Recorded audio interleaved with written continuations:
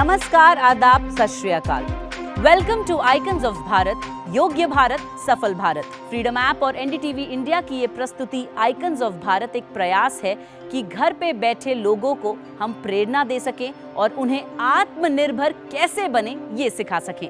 हर episode में हम आपको 5 आइकन से मिलवाएंगे, फिर इन्हीं 5 आइकन्स में से एक श्रेष्ठ आइकन चुना जाएगा और अंत में इन्हीं श्रेष्ठ आइकन्स में से चुना जाएगा एक सर्वश्रेष्ठ आइकन।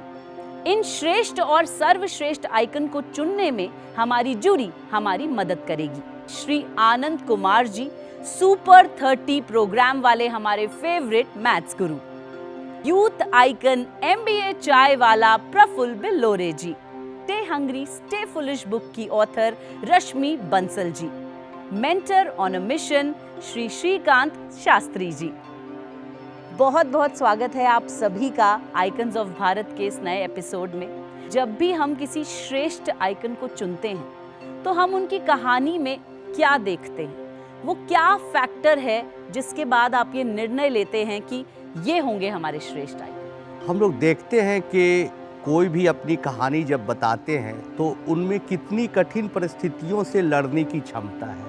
वो व्यक्ति कितना हवा के विरुद्ध बहते हुए कोई इतिहास बनाने का प्रयास किया और समाज में बदलाव लाया। उसके कहानी में कितनी दर्द है और कठिनाइयाँ, इन तमाम बातों के आधार पर हम लोग निर्णय लेते हैं। प्रफुल्ल, पिछले एपिसोड में आपने कहा कि सरदार जी लंडनवाला जी की जो कहानी है वो आपसे मिलती है, तो क्या कहानी सुनते सुनते आप भी जो है पास्ट में चले जाते हैं? यस होता ही है, रिलेटेबल होती है ना कहानियाँ। तो वही तो इसीलिए जब किताबें में पढ़ता था रश्मि मैम की, तो कहानियाँ वो रिलेट करती कि ये जर्नी पे अगर ये जा सकता है तो मैं भी तो जा सकता हूँ, तो मैं भी कहीं ना कहीं तो पहुँचूंगा। तो रिलेट तो ज़रूर होती है।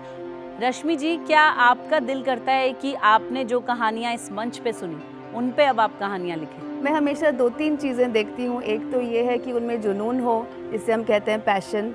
दूसरा कि उनका कोई लक्ष्य हो, कोई गोल हो, कोई पर्पस हो। और तीसरा कि वो जल्दी हार ना माने, लगे रहें, जिसे हम कहते हैं परसिवियरेंस। और इसको आजमा के आप अपनी ज़िंदगी में भी देख सकते हो और आपको भी ज़रूर सफलता मिलेगी। आपको क्या लगता है कि क्या लोगों को सच में एक बहुत ही अच्छी गाइडेंस, एक मेंटर की ज़रूरत है आगे बढ़ने के लिए, और किस तरह से उन्हें वो मेंटर अपने लिए ढूंढना चाहिए? देखिए, आज दुनिया इतने तेज़ी से आगे बढ़ रही है। कोई भी आइकन जितना भी काबिल हो, लेकिन वो सुपर ह्यूमन तो नहीं हो सकता। तो उसको कुछ चीज़ें बहुत अच्छी तरह आती हैं, कुछ चीज़ों के बारे में शायद जानकार ना हो, लेकिन दुनिया उससे आगे निकल ना जाए, इसलिए मेंटर की ज़रूरत है, ताकि जो चीज़ें वो जानता ना हो या जानती ना हो, वो गैप आके फिल कर सके। मेंटर एडवाइस दे दे ताकि आप पूरी तरह से दुनिया का डट के सामना कर सकोगे। इसीलिए मेंटर की ज़रूरत है। बिल्कुल, मैं आशा करती हूँ कि इस मंच पे आप सभी और हमारे आइकन्स ऑफ भारत हमारी जनता को प्रेरित करते रहेंगे। अब वक्त आ चुका है कि हम हमारे पहले आइकन ऑफ भारत को इस मंच पे बुलाएं। लखनऊ से आए ये बिजनेस पार्टनर्स बतलाएंगे कि गारमेंट बिजनेस कैसे करें और कैसे आप सफलता पाएं इस फील्ड में। मैं अब हमारे मंच पे बुलाना चाहूंगी अभिषेक श्रीवास्तव और उनके पार्टनर सतीश शर्मा जी को। मेरा नाम सतीश शर्मा है, ये हमारे पार्टनर श्री अभिषेक श्रीवास्तव जी हैं। सर 2012 में हम लोग नॉर्मली गारमेंट लाइन में स्टार्ट किए थे, जिसमें हम लोग लुधियाना से दिल्ली से होलसेलर से शर्ट्स एंड ट्राउजर्स लेके आते थे एंड रिटेलर्स को सप्लाई करते थे। थोड़ा कुछ सालों बाद हमको इसमें मार्जिन सही मिलने लगा। इसके बाद हम लोगों ने खुद की मैन्युफैक्चरिंग में डालना ट्राई किया, स्टार्ट किया, जिसमें हम लोग खुद मैन्युफैक्चर करते थे प्रोडक्ट्स को एंड रिटेलर को सप्लाई करते थे। इसमें हम क्वालिटी पे भी ज़्यादा फोकस कर पाते थे एंड कस्टमर्स की सेटिस्फैक्शन को भी ध्यान रखते थे। अब हम लोग ने नई स्ट्रेटजी के साथ से फिर से स्टार्ट कर रहे हैं, जिसमें कि हम लोग एक तरीके से कस्टमर ई-कॉमर्स बिजनेस पे ज़्यादा फोकस कर रहे हैं।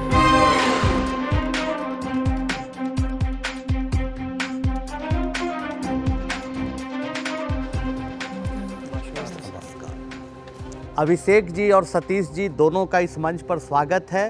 हम लोग जानना चाहेंगे कि आप दोनों में दोस्ती कैसे हुई और कपड़े का व्यापार जो कर रहे हैं उसकी शुरुआत कैसे हुई।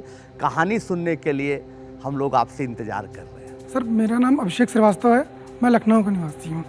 मेरा नाम सर सतीश शर्मा है, मैं भी लखनऊ से बिलोंग करता हूँ।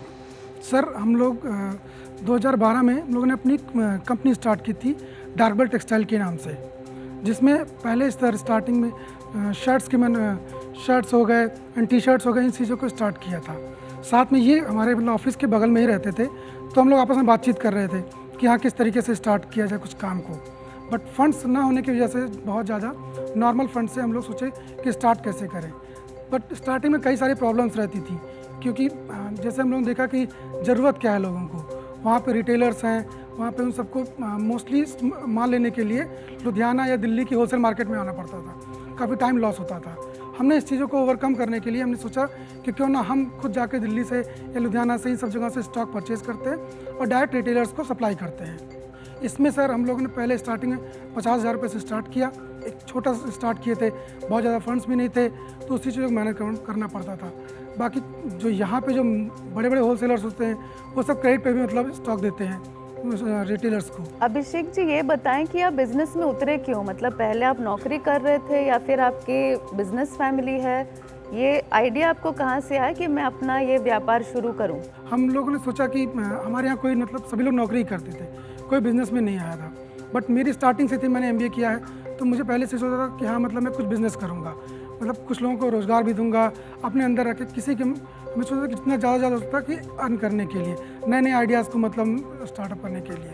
अभिषेक जी, आप दोनों साथ में मिलकर बिजनेस कर रहे हैं। जब दो लोग साथ मिलते हैं उसके क्या फायदे हैं और क्या नुकसान है? मतलब कोई एडवांटेज होता है, कोई डिसएडवांटेज होता है? थोड़ा अपना एक्सपीरियंस समझाइए। सर जी, दोनों लोग मिलने से ये फ़ायदा होता है कि अगर हम दो लोग हैं, एक लोग मान लीजिए कहीं बाहर हैं, हम ऑफिस में हैं, तो हम ऑफिस मैनेज कर सकते हैं, एक लोग यूनिट मैनेज कर सकते हैं। मान लीजिए किसी के यहाँ कोई प्रॉब्लम हो गई तो चले गए, तो हमने मैनेज कर लिया। सर ये तो हो गए फ़ायदे सर, मतलब इतने हैं कि मान लीजिए अगर साथ में जितने लोगों की टीम होगी उतना ही ज़्यादा बिजनेस मेरा बूस्ट करेगा। अगर सर हम अकेले कोई काम करना चाहें तो स्वाभाविक है थोड़ा कर सकते हैं, थोड़ा काम थोड़ा पैसा। जहाँ पे सर टीम जब हम जोड़ते हैं अपने नीचे तो सर ज़्यादा पैसा आएगा, ज़्यादा इन्वेस्टमेंट होगा, ज़्यादा रिसोर्स आप इनकम बढ़ेंगे, तो सर चीज़ें मैनेज हो जाती हैं। अगर सर वही चीज़ हम अकेले चाहें तो स्वाभाविक हम अकेले नहीं कर पाएंगे। सर देखिए, जहाँ पे पैसा जब आना चालू हो जाता है तो लड़ाई की बात ही खत्म हो जाती है, उसी हिसाब से आपकी नहीं, ये कॉन्ट्राडिक्टरी, जबकि बहुत सारे लोग बोलते हैं कि पैसा आ जाता है तो लड़ाई चालू हो जाती है। आप इसको थोड़ा प्रूव कीजिए। नहीं सर, पैसा आने पे लड़ाई नहीं होती। जब हमारी डिमांड क्या है, उनकी डिमांड क्या है, मान लीजिए उनको पैसे की ज़्यादा जरूरत है, उन्होंने ज़्यादा ले लिया, हमें ज़रूरत है तो हमने ले लिया। कुछ बिजनेस में कभी कभी कंप्रोमाइज़ करना पड़ता है हर चीज़ों में सर। तो मतलब शादी की तरह है ये। यस सर, बिजनेस मतलब आप समझ लीजिए एक व्यापार हम कर रहे हैं, एक समझ लीजिए पति पत्नी का रिलेशन होता है, और उससे बढ़ के जैसे होता आप है। मैनेज करें उस तरह मैनेज हो जाएगा। सही बात है। अगर आप मतलब लंबा समय हो गया आपने नहीं मैनेज किया तो स्वाभाविक से जैसे शादी में ब्रेकअप हो जाता है उसी तरह बिजनेस भी ब्रेकअप हो जाएगा। सतीश जी, मैं समझना चाहूँगी कि आप पहले तो व्यापार कर रहे थे, ट्रेडिंग कर रहे थे, फिर आपने अपनी फैक्ट्री खोली, मतलब वो कैसे और कब हुआ वो आपने बताया नहीं। मैम जो है हम लोगों ने जो 2012 में जब कंपनी स्टार्ट किया था तो हम लोग लुधियाना, दिल्ली यहाँ से कपड़े लाते थे, तो मैम वहाँ पे मार्जिन कम होता था, 10 रुपये 15 रुपये पीस बचता था। तो हमारे दिमाग में आइडिया है कि क्यों ना हम अपना खुद का यूनिट डाल दें, कारखाना डाल दें। तब मैंने जो है 4 मशीन परचेज कर ली। तो मशीन परचेज करने के लिए पैसे कहाँ से? मैम वो पैसे मैंने जो बिजनेस से कमाया था वही पैसा मैंने लगाया। तो मैम जब मैंने मशीन परचेज कर ली तो मेरा जो प्रोडक्शन हो गया महीने का 3000 पीस का हो गया। तो जहाँ मैम मुझे 50,000 रुपये महीने बच रहा था वहाँ पे 1 लाख रुपए बचना चालू हो गया। तो मैम हमारी जो धीरे धीरे क्या हुआ, टीम मेरी बढ़ना चालू हो गई। अभी कंपनी में कितने लोग हैं टोटल? सर अभी तो मेरे कंपनी में 25 लोग काम कर रहे हैं। तो आप किस नाम से बेचते हैं? मैम हमारा अपने जो शर्ट? ब्रांड नेम है डार्क बेल है। आपके प्रोडक्ट नेशनली अभी अवेलेबल हैं, ऑनलाइन भी खरीद सकते हैं? बट ऑनलाइन में इतने बड़े बड़े प्लेयर्स हैं कि उनके सामने अभी हम लोग बहुत छोटे हैं, तो इसके लिए हमको या तो डिफरेंट स्ट्रेटजी से आना पड़ता है, तभी हम मार्केट में सर्वाइव कर पाएंगे। अभिषेक, आपकी स्टोरी इंस्पायरिंग है। आप दोनों पार्टनर बहुत अच्छा काम कर रहे हैं, पति पत्नी की जोड़े से बड़ा जोड़ा आपका है। What next for you for next 2 years 3 years plan क्या है? सर इस टाइम हम लोग जो नए स्ट्रेटजी के साथ आ रहे हैं ऑनलाइन में, जिसमें कि हम लोग लखनऊ में स्टार्ट कर रहे हैं। उतने 12 साल के बाद, 10 साल के बाद आप अपने आप को कहाँ देखना चाहते हैं? सर हम एक सफल एंटरप्रेन्योर चाहते हैं, बहुत ही अच्छे लेवल पे चाहते हैं। और जो अभी हम लोग का प्लान है सर, उसमें हम लोगों ने ये टारगेट किया है कि लखनऊ में अभी नॉर्मल सिटीज़ में, बट हम लोग ये सर्विस दे रहे हैं कि अगर कोई ऑर्डर करता है तो उसको 2 से 3 घंटे के अंदर डिलीवरी वहीं पे इमीडिएट मिल जाएगी। एक और भी मतलब ऑप्शन दे सकते हैं, मतलब जो एग्जीक्यूटिव जाएगा वो साथ में 20 से 25 डिज़ाइंस और भी लेके जाएगा, ताकि कस्टमर के पास सामने फील करे, ट्राई करे, फिर मतलब पे करे। आप अपने शर्ट पहने क्या आज? जी सर। जी अभिषेक, सतीश, आपका स्टोरी बड़ा इंटरेस्टिंग है, इंस्पायरिंग है, और आप खुद भी MBA है, तो I can understand the positive and pros and cons of that. बहुत बहुत शुभकामनाएं। बहुत बहुत सर। धन्यवाद। Thank you.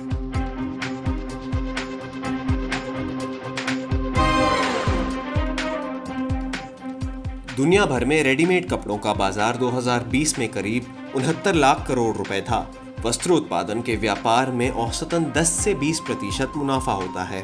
मुद्रा लोन, कारोबार लोन, MSME कारोबार लोन लेकर वस्त्र उत्पादन का कारोबार शुरू कर सकते हैं। चलिए शो को आगे बढ़ाते हैं और आपको मिलवाते हैं हमारे अगले आइकन ऑफ भारत से।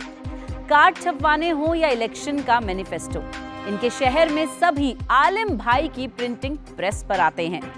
अब हम आपको मिलवाएंगे हमारे अगले आइकन ऑफ भारत मोहम्मद आलिम से। मैं मोहम्मद आलिम लखनऊ से आया हूँ। नुक्कड़ प्रिंटिंग एंड बाइंडिंग सेंटर के नाम से लखनऊ में काम करता हूँ। 6,000 रुपये में एक लेटर प्रेस मशीन लगाई, उससे जो कंपोज लेटर प्रेस होता है वो ट्रेडल से चला के खुद काम करते थे, खुद बाइंडिंग करते थे, खुद मार्केट में जाके बेचते थे। प्रिंटिंग का काम इसलिए हम लोग ने इसको देखा कि इसमें अच्छे पढ़े लिखे लोग मिलते हैं और क्वालिटी वर्क में हम लोग ने काम करना शुरू किया, टाइम लाइन पे काम करना शुरू किया। एक रजिस्टर बना के एक भेजते थे। प्रिंटिंग का काम इसलिए शुरू किया कि लोगों को साथ ज़्यादा से ज़्यादा जोड़ने का।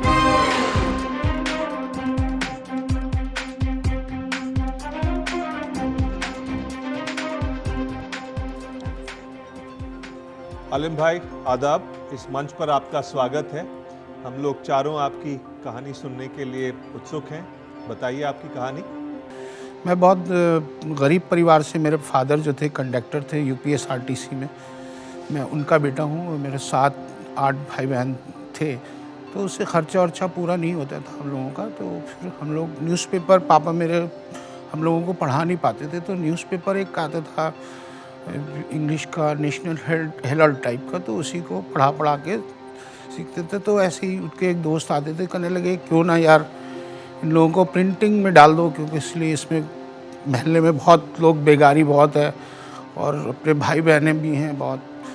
तो फिर हम लोगों ने 87 में ये प्लान किया कि हम लोग पैसे जमा करेंगे। पापा मेरे UPSRTC में थे, 210 रुपये उनकी तनख्वाह थी महीने की।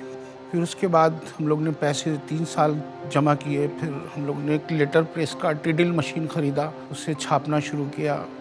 फिर आगे बढ़े, गैस एजेंसी का कूपन छापा, दुकान का कैश मेमो छापा, ख़ुद मटेरियल लाते थे, ख़ुद ले जाते थे। पहले हम जुड़े, फिर हमने अपनी बहनों को भी, छोटी छोटी बहनें थी उनको भी जोड़ लिया अपने साथ के बाइंडिंग करो। तो पेपर लाए, मार्केट से पट्टी लेके आते थे, तो उसको दुकानों पे पैड बेचते थे। तो उसको परफरेट करने के लिए वो जो सिलाई मशीन होती है, उसे परफरेट करके स्टेपल करके और पैड बेचते थे वहाँ पर हम लोग जाकर। उसके बाद धीरे धीरे बढ़ते गए हम लोग, फिर स्क्रीन प्रिंटिंग पे आ गए। फिर पैसे की ज़रूरत हुई तो फिर हम लोग क्या करते थे, बर्फ़ बेची हम लोगों ने कि शाम को पैसा मिल जाता था हम लोग को। तो सुबह बर्फ़ ले आते थे, उस पर बुरादे में लपेट के उसको जो है रखते थे, तो शाम को बर्फ़। अभी भी लोगों पर पैसे मेरे बाकी हैं, किसी पर 10 पैसे बाकी हैं, किसी पर। आलिम भाई, आज के तारीख में प्रिंटिंग प्रेस की भी टेक्नोलॉजी तेजी से बदल रही है, तो टेक्नोलॉजी के लिए आप क्या सोचते हैं, आप जैसे लोग, और अपने आप को अपडेट कैसे रखते हैं, ताकि जैसे जैसे दुनिया में टेक्नोलॉजी बदल रही है तो आप भी अपना बदल रहे हैं, इसके लिए आपकी सोच क्या होती है? सर, इसके लिए कि हम बिल्कुल अपडेट चल रहे हैं। मैंने अपने को अपडेट करता हुआ चला हूँ। मैं लेटर प्रेस से फिर ऑफसेट पे आया। ऑफसेट पर हमने इस टाइम 2 यूनिट लगा रखे हैं प्रिंटिंग के, और तीसरा मेरा प्लान में है। तो जब मैं काम कर रहा था तो मैं दो लोग कर रहे थे। इस टाइम जो है मेरे पास बहुत से लोग काम कर रहे हैं, और मैंने बहुत से महल्ले की लोगों की बेगारी ख़त्म कर दी। अपनी बाइंडिंग में एक ऐसा डिपार्टमेंट है जिसमें बहुत से लोगों की ज़रूरत होती है जो कुछ भी नहीं जानते। हमने बहुत लोगों को सिखाया है सर, बहुत लड़कियों को भी सिखाया है, और इसमें मेरा जो ऑफिस है वो मेरी लड़कियाँ ही देखती हैं और बहुत अच्छे से काम करती हैं। आप किस तरह की प्रिंटिंग करते थे? मतलब आपने प्रेस तो शुरू कर ली, लेकिन फिर आपको बिजनेस कहाँ से आता था? क्योंकि क्लाइंट्स बनाना मुश्किल रहता है, कई बार मुश्किल काम है, बहुत कंपटीशन बहुत होता है, प्रेस तो बहुत सारी होती। तो किस तरह से आपने लोगों को आपके साथ जोड़ के रखा? पहले तो मैं गैस एजेंसी की, मैंने सोचा कि सारी गैस एजेंसी पे गया, साइकिल से बड़ा सा कैरियर था उस पर रख के गैस एजेंसी गया। तो मैं रोज़ जाता था, बस एक कार्ड देता था। तो थक हार के मैंने सोचा एक ना एक दिन तो कोई काम दे ही देगा। फिर चौक गैस एजेंसी का काम शुरू हुआ मेरा। फिर एकदम से पेप्सी को आया, तो उसमें जो है हम लोग घुसे तो महीनों तो वहाँ मैं चक्कर लगाता रहा, साइकिल से जाता रहा, कार्ड देता रहा कार्ड। एक दिन वो वक्त आया कि पेप्सी ने हमको बहुत काम दिया और सारे SKU उनके जो थे ब्रांड वो हमने लॉन्च करवाए। 7 अप हो, मिरिंडा हो। बहुत बार जैसा कि बताया आपके आप नेताओं का जो पॉलिटिशियन का पोस्टर बैनर भी छापते हैं, इलेक्शन के समय धंधा तेज हो जाता है।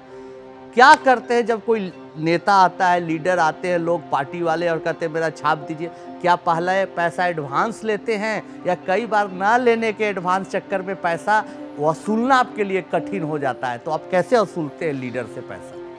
सर ये नेताओं से तो पैसे ले ही लेते हैं पहले। इलेक्शन जब मान लो परसों इलेक्शन आज छपवाना है, कल पोस्टर दे दो तो पैसे देना पड़ेगा। आज की तारीख में आप कंपटीशन संभाल पा रहे हैं? इतने सालों से संभाल लिया आपने, आपकी काबिलियत है, लेकिन आज माहौल कैसा है और कैसे संभाल रहे हैं आप उसको? सर ये कोविड के बाद बात करें तो थोड़ा इफेक्ट पड़ा है, नहीं तो जो काम जिस तरीके का वैसे चला रहा है। कैसे जुड़ा हुआ आदमी है वो, कॉर्पोरेट से जुड़ा हुआ है तो उसको कोई ज़्यादा प्रॉब्लम नहीं है। रिटेल जैसे इस टाइम जो है मैं कॉर्पोरेट जगत से जुड़ा हुआ हूँ तो हमें कोई ज़्यादा परेशानी नहीं है। मेरे पास क्लाइंटेज ITC है, स्पेंसर है, और मेरे पास कोविड में जो बहुत प्रॉब्लम वाला था वो 102, 108 एम्बुलेंस का काम है सर। तो उसमें सर बहुत ही मतलब आपने अच्छा बिजनेस सेटअप किया है, दूसरों की भी आप मदद कर रहे हो, उन्हें भी आप रोज़गार दे रहे हो, तो बहुत अच्छी बात है। और हमारी शुभकामनाएं आपके साथ हैं कि आप इसी तरह आगे बढ़ते रहें और लोगों को साथ लेकर चलते रहें। बहुत बहुत धन्यवाद इस मंच पर आने के लिए। बहुत बहुत शुभकामनाएं। Thank you.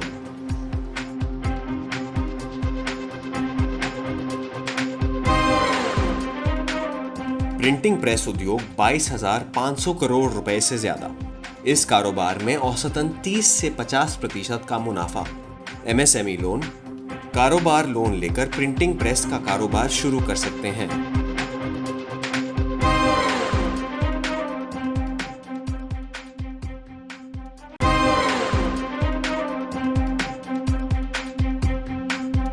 क्या कोई नाचते गाते मजे करते हुए कोई उद्योग शुरू कर सकता है? ये बताएंगी आपको दिल्ली की सलोनी और समीक्षा। चलिए मिलते हैं हमारे नेक्स्ट आइकन्स ऑफ भारत से सलोनी शर्मा और समीक्षा मित्तल से। नमस्कार, मेरा नाम समीक्षा मित्तल है। नमस्ते, मेरा नाम सलोनी शर्मा है और हम भाव डांस कंपनी से आए हैं यहाँ पे। मैं पिछले 25 साल से डांस कर रही हूँ और 12 साल से डांस सिखा रही हूँ। और मैं पिछले 5 सालों से डांस कर रही हूँ और 2-2.5 साल से डांस सिखाती आई हूँ भाव डांस कंपनी में। मैंने ये ऑर्गेनाइजेशन शुरू की थी 2016 में। हमारी एकेडमी एक स्टूडेंट से शुरू होकर हम 5000 बच्चों को डांस सिखा चुके हैं। हमारे 2 ब्रांचेस हैं दिल्ली में। और साथ ही मैं आपको ये बताना चाहूँगी कि हमने ऐसी बहुत सारी चीज़ें और इवेंट्स ऑर्गेनाइज करे हैं जिसके अंदर हम सिर्फ डांस सिखाते नहीं हैं, हम डिफरेंट आर्ट फॉर्म्स के लोगों के साथ कनेक्ट करते हैं। मैं अपने तहे दिल से NDTV और फ्रीडम ऐप का बहुत बहुत धन्यवाद करना चाहूँगी।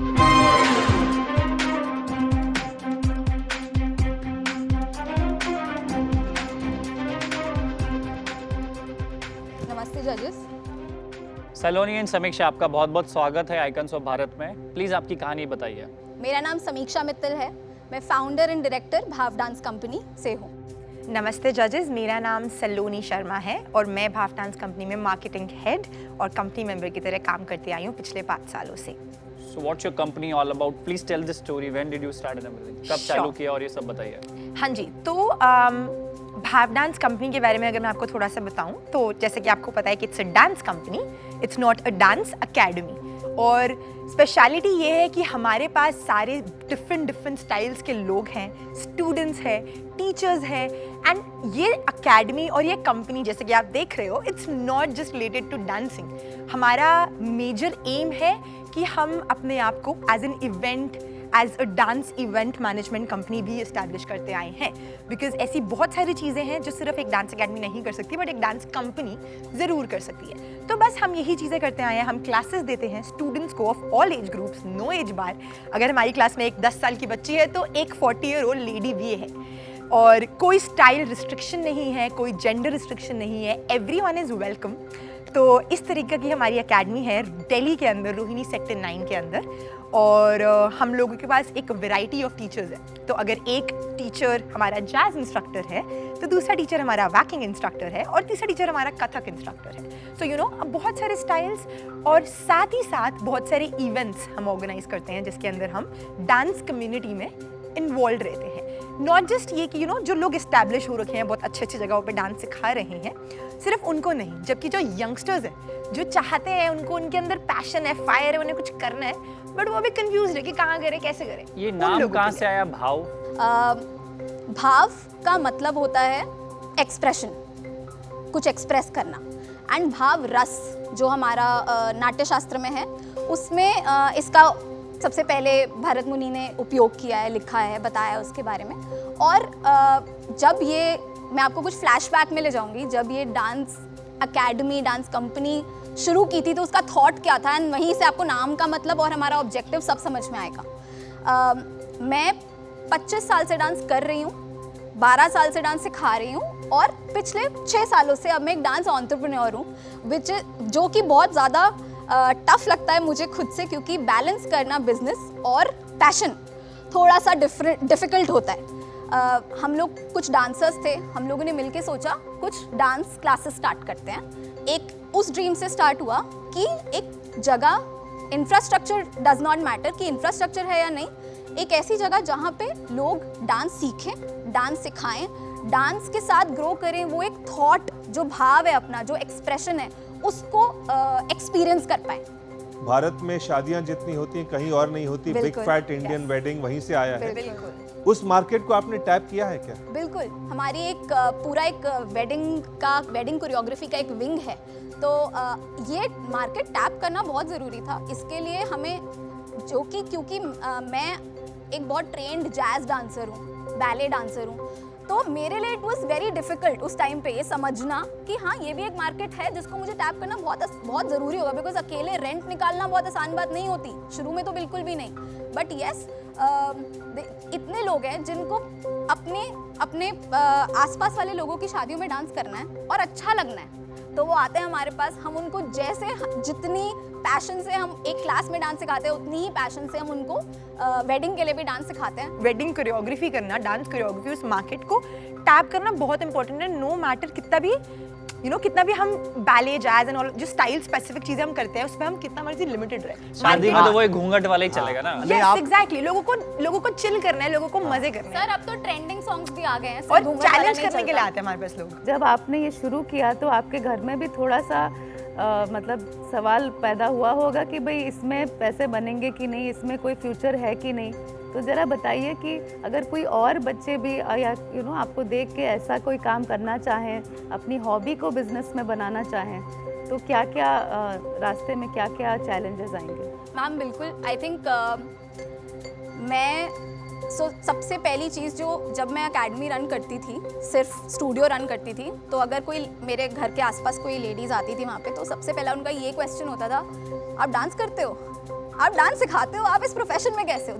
अभी तक, आज तक ऑल्सो, आई थिंक 3 दिन पहले भी मुझे एक पेरेंट ने यही पूछा कि ये कैसे होता है। और वो जैसे हैं वैसे ही मेरे पेरेंट्स भी हैं, बट हाँ, उन्होंने ही मुझे 5 साल की एज में एक डांस क्लास में एनरोल करा दिया था, कथक, कि आप सीखो, बिकॉज दे सॉ कि कुछ है, पोटेंशियल है अंदर। बट हाँ, मैं सीखती रही, तो उनको ऐसा लगा एक टाइम पे कि ये तो डांस की तरफ ही जा रही है और यही करियर चूज कर लेगी, क्योंकि इसको इतने सालों हमने खिलौना तो पकड़ा दिया है। कथक नृत्य में सबसे जो इम्पोर्टेंट होता है वो है भाव नृत्य, जिसके नाम पर आप चलाते हैं। लेकिन आजकल हम देख रहे हैं ये पूरे देश में हमारे भाव नृत्य खत्म हो गया है। पहले हम लोग देखते थे राधा कैसे जा रही है, कि कृष्ण कैसे कर रहे हैं, ये सब बहुत अच्छा लगता था भाव नृत्य। लेकिन आज के तारीख में लोग डिस्को पूरा जोर धमाके के साथ भाव चेंज होता जा रहा है विद टाइम। तो क्या हम लोग ये माने, दर्शक ये माने कि वो भाव नृत्य का जमाना फिर कभी नहीं आएगा, इमोशंस खत्म हो रहे हैं, या ये माने कि वापस आएगा? ऐसा क्यों हो रहा है? इस पर कुछ हम जानना चाह रहे हैं। सर बिल्कुल भी ऐसा नहीं है कि खत्म हो रहा है। हाँ, ऑफ कोर्स अब ये हो गया है कि आपका जो सवाल है, जैसे राधा कृष्ण का जो भाव होता था, एक भाव का मतलब एक्सप्रेशन है, एक्सप्रेशन चेंज हो रहा है और अब फ्यूजन हो रहा है, चीज़ों का फ्यूजन होना शुरू हो गया, semi classical on a Bollywood number.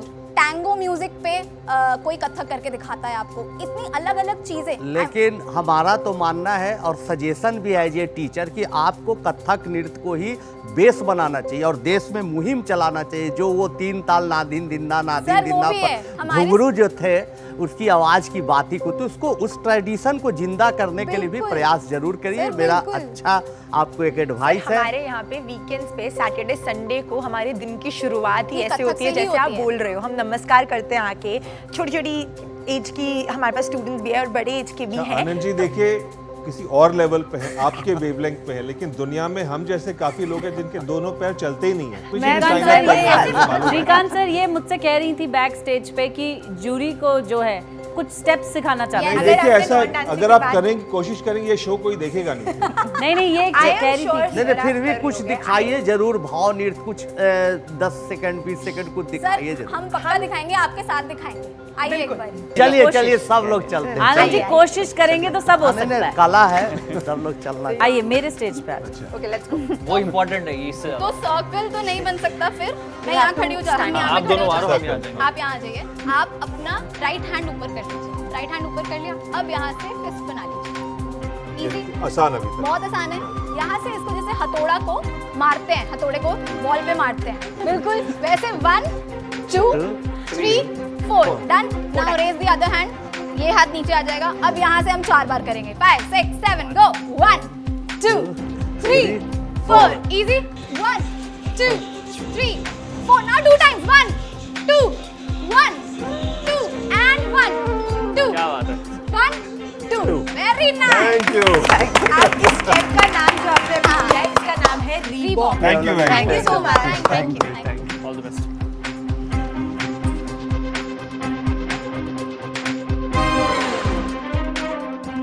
नृत्य अकादमी का बाजार 9,377 करोड़ रुपए है। इससे औसतन सालाना 4 से 5 लाख करोड़ रुपए कमाए जा सकते हैं। लोन लेकर नृत्य अकादमी का कारोबार शुरू हो सकता है। चलिए इसी पॉजिटिव ग्रोथ के साथ, इसी पॉजिटिव एटीट्यूड के साथ शो को आगे बढ़ाते हैं और मिलते हैं हमारे अगले आइकन ऑफ भारत से। दिल्ली, जिसे हम अक्सर कहते हैं भारत का दिल। खेतों से सोना उगलवाने के लिए क्या चाहिए होता है? ट्रैक्टर। और ट्रैक्टर को सही से चलाने के लिए क्या चाहिए होता है? ट्रैक्टर के स्पेयर पार्ट्स।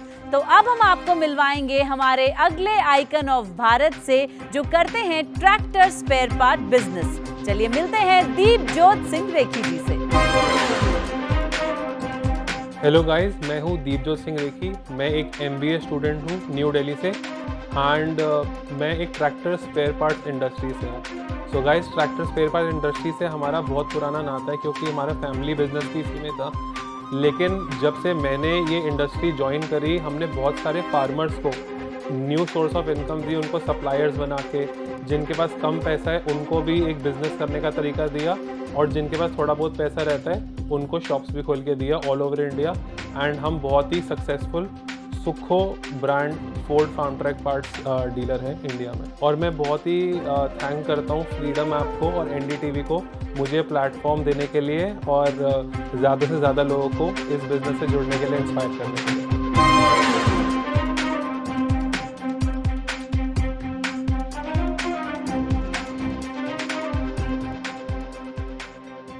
दीपजोत, आपका इस मंच पे बहुत बहुत स्वागत है, आइकॉन्स ऑफ भारत मंच पर। अपनी कहानी थोड़ा हमें सुनाइए, कहाँ से शुरू हुई, कहाँ आप जा रहे हैं और ट्रैक्टर का आज हमारे देश में हमारे किसानों के लिए क्या महत्व है, उससे आपको क्या फ़ायदा हो रहा है, उन्हें क्या फ़ायदा हो रहा है, थोड़ा संक्षिप्त में समझाएं हमें। मेरा नाम है दीपजोत सिंह रेखी, दिल्ली से बिलोंग करता हूँ एंड मैंने BBA और MBA के बाद अपना बिज़नेस ज्वाइन करना ठीक समझा। और जब जैसे होता है कि एक BBA और MBA करते वक्त एक इंटर्नशिप होती है जो कि किसी भी स्टूडेंट के लिए बहुत इंपॉर्टेंट होती है, ये सोचने के लिए कि उसको किस फील्ड में जाना है, क्या करना है। तो उस टाइम भी मैंने यही कोशिश की कि जो हमारा फैमिली बिजनेस था एग्रीकल्चर से रिलेटेड, ट्रैक्टर पार्ट से रिलेटेड, तो मैंने उस टाइम भी यही कोशिश की कि जो वेंडर्स होते थे हमारे, तो उनके पास जाके मैंने ट्रेनिंग ली, एक एक पार्ट कैसे बनता है और वो कैसे हेल्प करता है ट्रैक्टर को सक्सेसफुल चलाने में, जेन्युइन लोकल के बीच क्या अंतर होता है। और एक पार्ट जोड़ जोड़ के कैसे इतनी कॉम्प्लिकेटेड मशीन बनती है जो कि बंजर ज़मीन को ज़िंदा कर देती है और हम सबका पेट भरती है। बेसिकली मैं डायरेक्टर हूँ सुखो इंटरनेशनल का।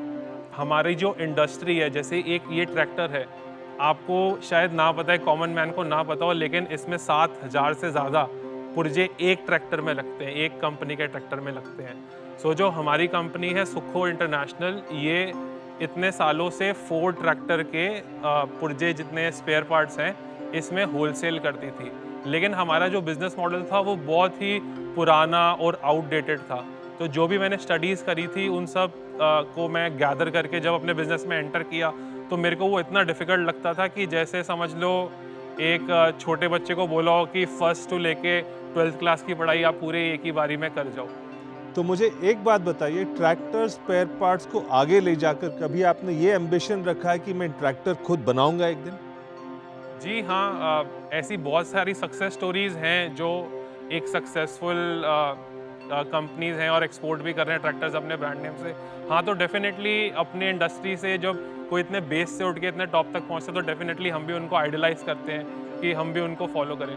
दीपजोत, आप ये बताइए कि आपकी दुकान दिल्ली में है लेकिन आपका मार्केट तो रूरल एरियाज़ में है। किस तरह से आप अपनी मार्केटिंग करते हो और अपना बिजनेस बढ़ाते हो? बेसिकली हाँ, मैंने MBA जो करी है वो मार्केटिंग एंड सेल्स में ही करी है। तो जब मैं अपने बिजनेस में आया, मैंने बताया वो थोड़ा हैफेज़ार्ड था। तो सबसे पहले तो हमने उनके SKUs बनाए। जब मैं एंट्री करा था बिज़नेस में तब उसमें 1000 to 1500 SKUs होते थे हमारे बिज़नेस में। तो वो सारा हमें याद रखना पड़ता था। तो हमने उसकी प्राइस लिस्ट बनाई। प्राइस लिस्ट के बाद 2 साल बाद हमें लग गया, हमने उनकी वेंडर लिस्ट बनाई कि कौन सी चीज़ हमने कब खरीदी है, वो कितने की आई थी। तो वेंडर लिस्ट के बाद हमने फ़ोटो कैटलॉग की तरफ जाना स्टार्ट किया। सो बेसिकली ये बिजनेस है ही वेराइटी की game. We keep on adding new stuff, नई नई चीज़ें रोज़ आती रहती हैं। आपका चैलेंज क्या है? हमारा चैलेंज है वेराइटी। हमें कंपनीज के साथ साथ भागना पड़ता है। जो नए मॉडल्स आ रहे हैं उनको इंट्रोड्यूस जो कर रहे हैं, मंथली 200 to 500 पार्ट्स हमें ऐड करने पड़ते हैं अपनी जो फ़ोटो कैटलॉग या हमने डिजिटल कैटलॉग्स हमने बनाई हैं। सो इस चलते ही हम 2 से 3 साल में 2000 प्रोडक्ट से लेके 7000 प्रोडक्ट SKU फर्म बन गए। अगर मैं आपको चैलेंज दूं कि आप ऑनलाइन बिजनेस बनाएं ताकि किसी फार्मर के ट्रैक्टर का एक पुर्जा खत्म हो जाए, वो ऐप पे ऑर्डर करे, आप 10 मिनट में डिलीवर करें, हो सकता है? ये हम ऑलरेडी कर रहे हैं। हमें 2 साल हो गए हैं। बेसिकली जब हमने फोटो कैटलॉग बनाई थी, जितने भी हमारे प्रोडक्ट हमारी शॉप में है उतने ही प्रोडक्ट हमारी वेबसाइट पे भी है जो कोई भी फार्मर कभी भी खरीद सकता है। डेफिनेटली हमें थोड़ा मार्जिन कम होता है बट रीच अच्छी रहती है। बहुत बहुत शुभकामनाएं आपको। आपका जर्नी बड़ा इंटरेस्टिंग है, तो आपको फ्यूचर के लिए बहुत सारा प्यार और शुभकामनाएं। धन्यवाद आपका आने के लिए। जी, थैंक यू।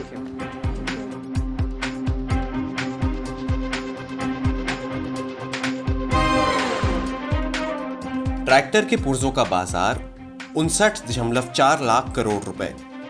औसतन ट्रैक्टर के पुर्जों के कारोबार में 15% से 20% मुनाफा।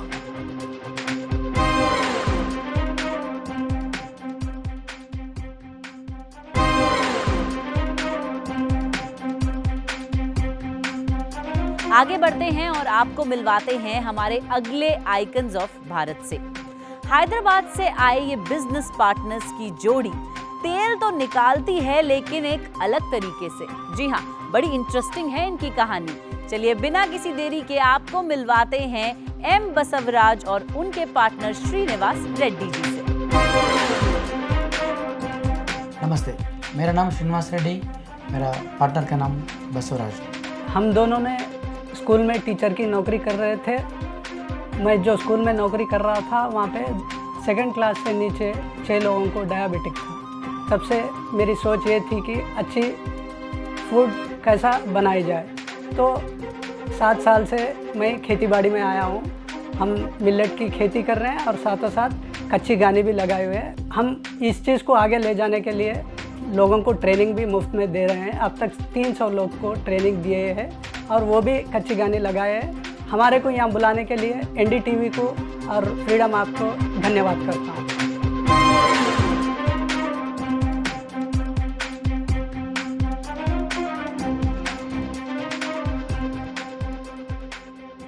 स्वागतम बसवराज गारू, श्रीनिवास गारू।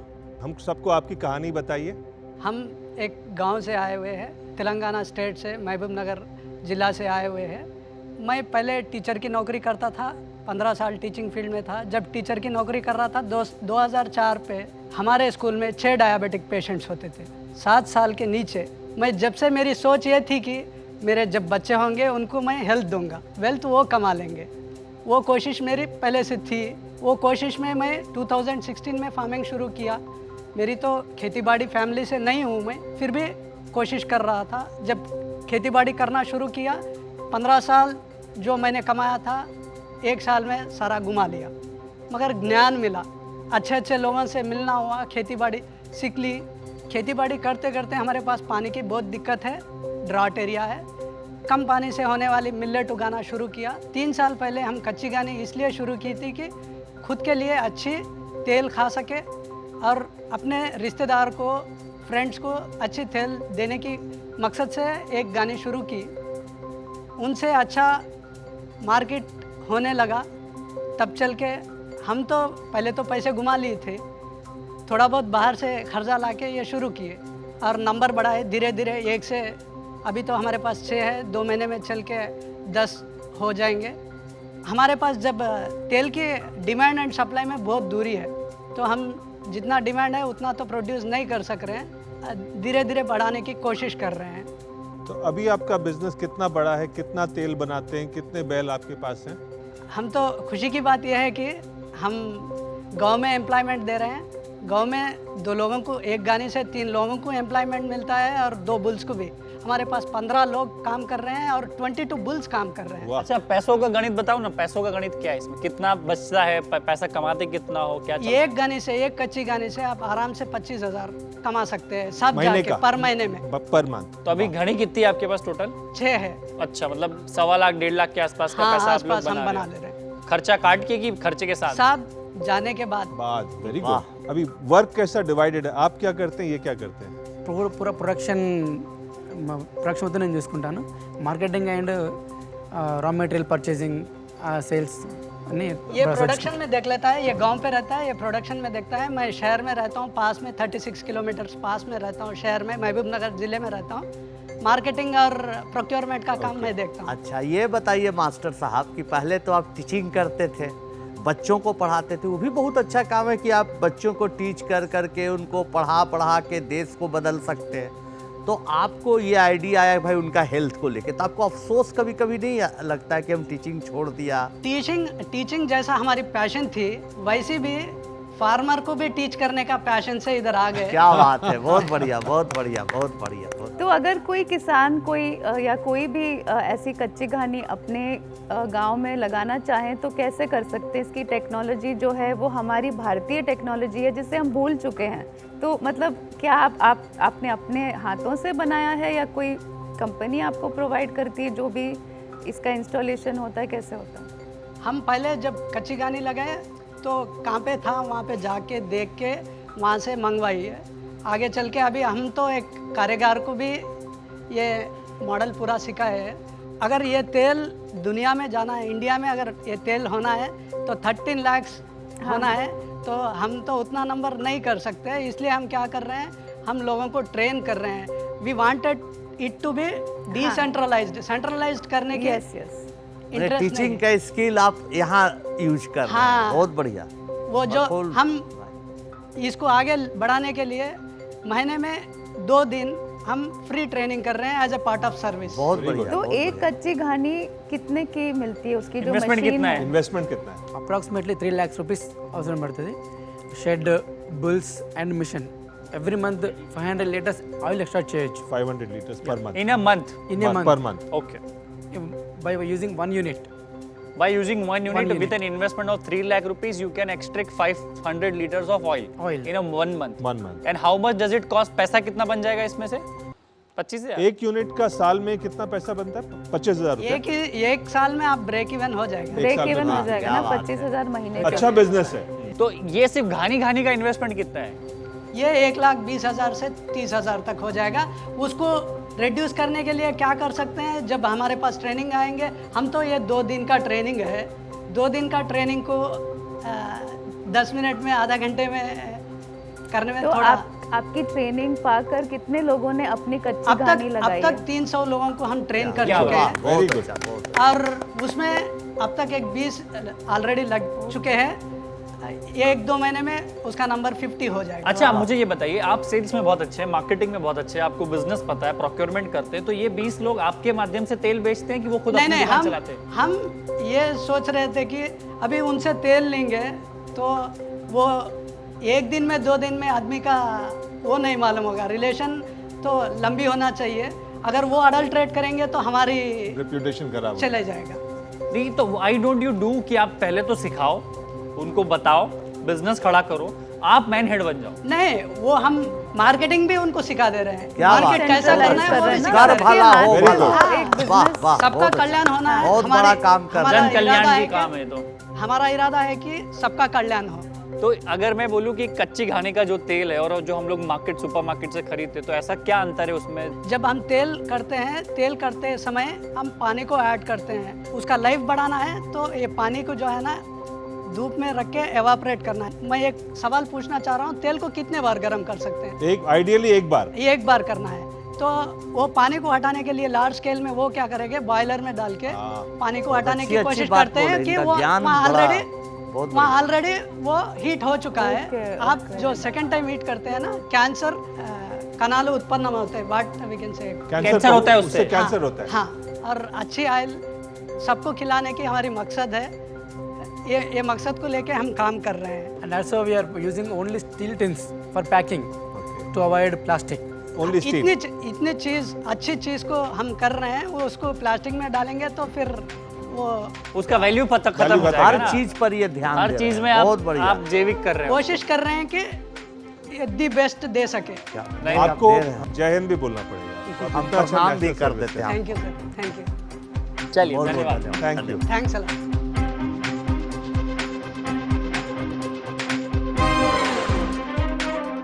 दुनिया भर में खाने के तेल का बाजार 19.2 लाख करोड़ रुपए।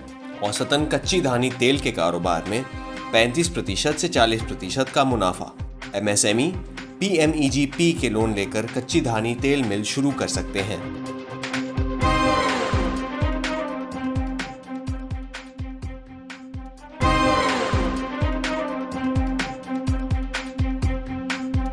आज हमने इस मंच पे कितना कुछ सीखा, कितना कुछ जाना। कौन होंगे आज के श्रेष्ठ आइकन ऑफ भारत? तब तक मैं आपको एक इंटरेस्टिंग फैक्ट बताती हूँ। भारत की उद्यमशीलता की भावना, यानी कि एंटरप्रेन्योरशिप की स्पिरिट जो है, आप सभी को लगता होगा कि कोरोना काल के बाद थोड़ी कम हो गई होगी। 2020-2021 का आंकड़ा अगर हम देखें तो भारत में रिकॉर्ड ब्रेकिंग 1.5 लाख से अधिक कंपनियां रजिस्टर हुई। मुझे लगता है कि अब वक्त हो गया है कि हम ये जानें कि कौन है श्रेष्ठ आइकन ऑफ भारत। इसके लिए गुजारिश करूंगी कि वो इस मंच पे आ जाए।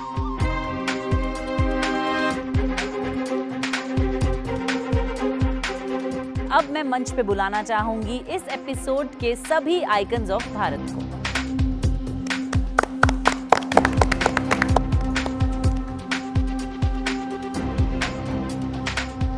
तो अब मैं गुजारिश करूंगी श्री श्रीकांत शास्त्री जी हमें बताएं कि कौन है आज के श्रेष्ठ आइकन ऑफ भारत।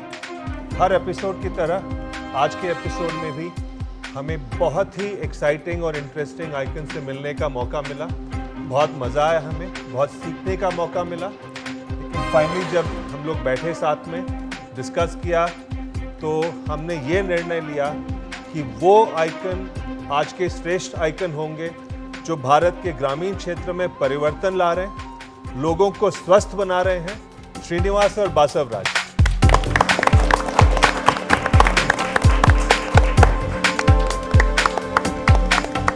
मोहम्मद आलिफ भाई,